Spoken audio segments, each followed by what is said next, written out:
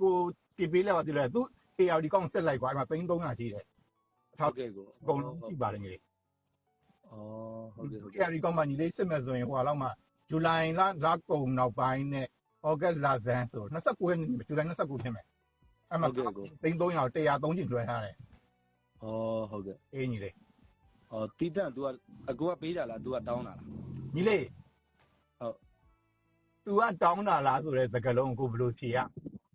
အေးဘောဘယ်လိုလုပ်တောင်းမှာပေါ့တောင်းမှာလေးပေါ့နော်အထာနဲ့ပေါ့ဗျာဒါပေါ့ညီလေးအထာနဲ့ပေါ့အဲ့ပေါ့ဒီအထာပြောတယ်ကွာကားဝင်မယ်ကွာကားဝင်မှာဆိုရင် तू ရတဲ့ဟိုဆယ်လီဆိုတော့ကွာကျန်တဲ့ဟိုတယ်ကသွားလို့မကောင်းကားဝင်မှာဆိုစင်ပြေရဆိုတဲ့ပုံစံနဲ့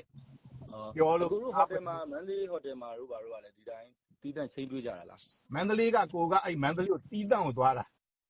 ဟုတ်အဲ့မဲ့ကိုကအဲ့မှာညီလေးပနောကွာသူ့နန်းတယ်ကွာနန်းတဲ့အချိန်မှာမတုံ့ပြန်ဘူးဟုတ်ကဲ့ဟုတ်ကဲ့ဟိုတယ်အခန်းထဲမှာပဲနန်းကြရလားဟုတ်တယ်နန်းကြတော့ကိုကနန်းတာ तू အနန်းပဲခံတာအဲ့တော့တုံ့ပြန်တဲ့တယောက်ကိုကအဲ့တောက်ကူကိုကဖာမချဘူးဟုတ်ကဲ့ကိုဟုတ်ကျေးဇူးပါကိုလက်မခံဘူးဟုတ်โอเคကို